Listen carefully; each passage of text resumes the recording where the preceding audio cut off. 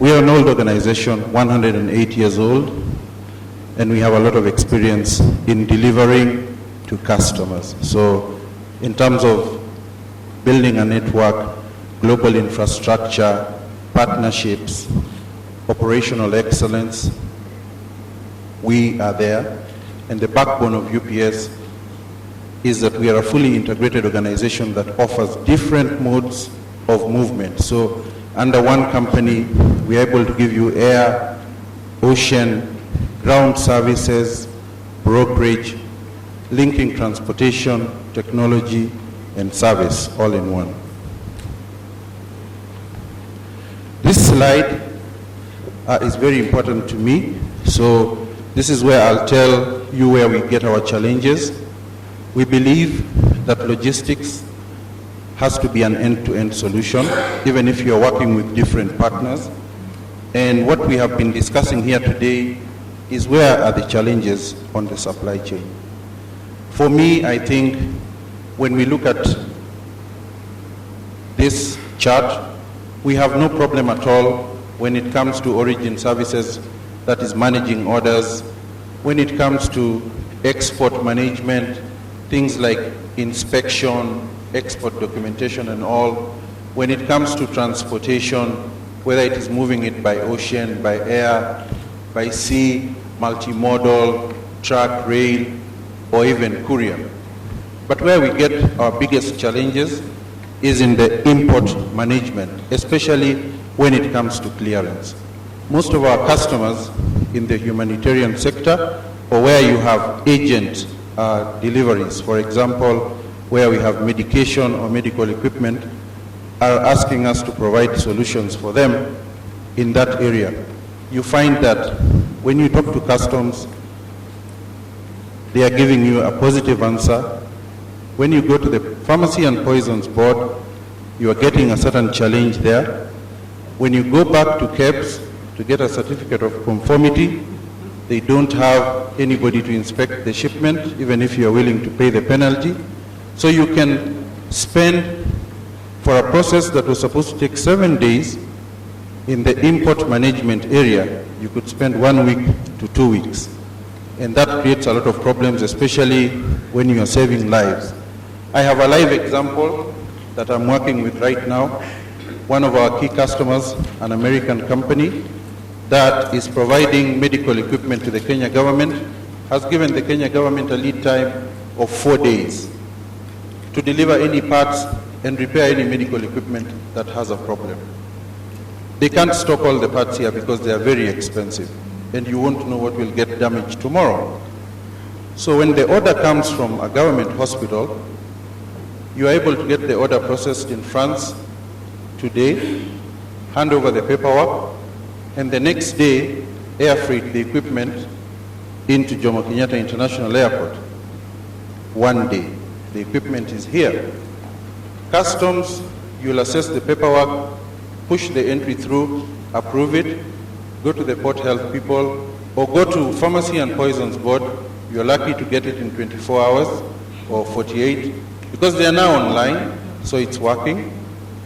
Then you go to the Kenya Bureau of Standards for a certificate of conformity, and you're willing to pay the penalty, and it takes 21 days. So if this was an X-ray, or this was a machine that needed to save lives, then you lose the life. But the good thing is, when we engage these authorities and tell them why we want this to happen, they listen. And that is why we need forums like these ones, where we can have an all-inclusive participation, so that we have regulatory authorities operating on one platform to facilitate trade and to save lives and to make trade faster. The rest is easy. We have heard from experts like KEMSA in terms of warehousing, in terms of distribution. So I think that is our experience in terms of where we find the pain points for customers. Cold chain capabilities in this region are still a very big challenge. If you go to the airports, for example, in Entebbe or in Addis Ababa or even in Dar es Salaam, where we have one handling agent handling the whole airport, you are not sure that you will be able to control the temperatures properly. So that's one area that we really need to look at. A lot of humanitarian medicaments come into the country. They've come from origin with reefers up to Mombasa.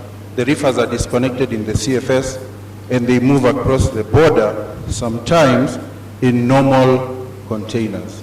So cold chain in this area is an area that really needs to be looked at.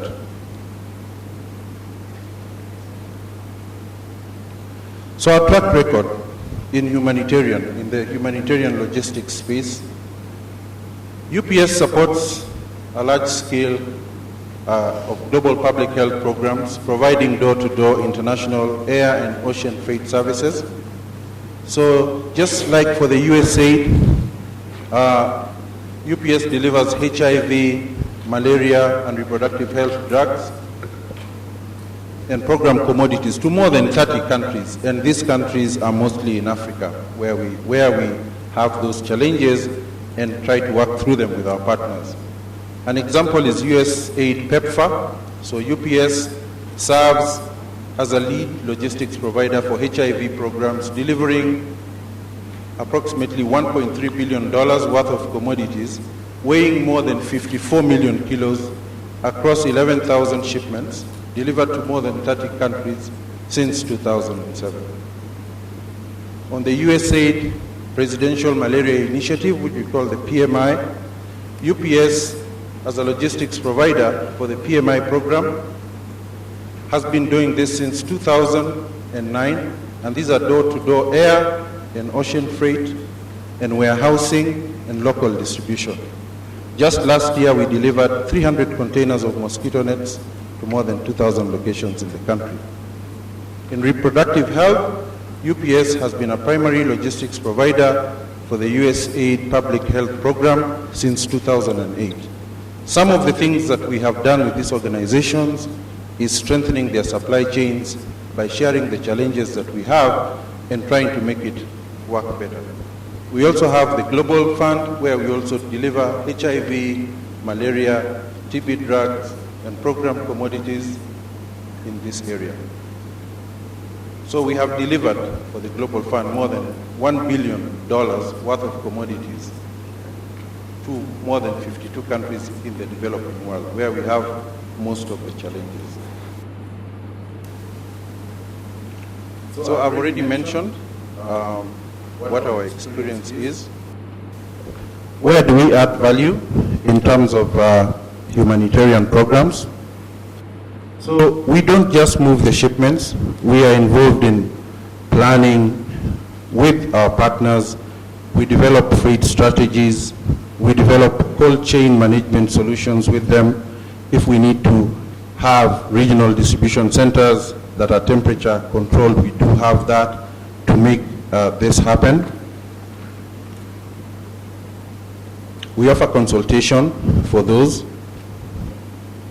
We also work with partners, because in Africa, we are not represented in all the geographies, so we develop our partners to the level that they can have all these facilities and infrastructure to make sure that the commodities we are moving are not compromised. So we provide door-to-door services, we manage the customs clearance and the delivery, and have a full control tower to look at the end-to-end process. So we use our global infrastructure as a way of managing and as a benchmark for what we do with our partners in the other areas where we are not represented. So this is how Africa is managed. It is managed through ISMEA, and that is the region. And just to show you our Africa footprint, Egypt, Nigeria are now fully UPS. Kenya is fully UPS now, and we will be doing our rebranding next month, so that now we can serve the whole of the East Africa region and South Africa. In the other areas, we work through agencies. And we still offer the solutions that I have mentioned to you through all these agents. Now, this is the UPS Foundation that shows how, as an organization, we also contribute to the humanitarian environment. We invest in programs that connect to our global logistics business and the expertise of our people too. So, in a nutshell, if I am just to show what initiatives we did in 2015, with the UNHCR, we were expanding the UPS relief link. With UNICEF, we were strengthening immunization supply chains and building country-level tracking capabilities. United Nations International Strategy for Disaster Reduction is one of them. The US Chamber Foundation, World Food Program, and the Gavi Vaccine Alliance.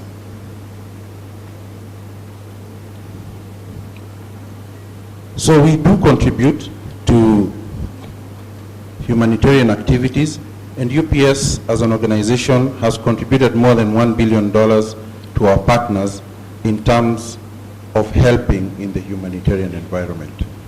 So thank you very much, and if you have anything else that you would like to know, I'll be happy to share it with you after this. Thank you.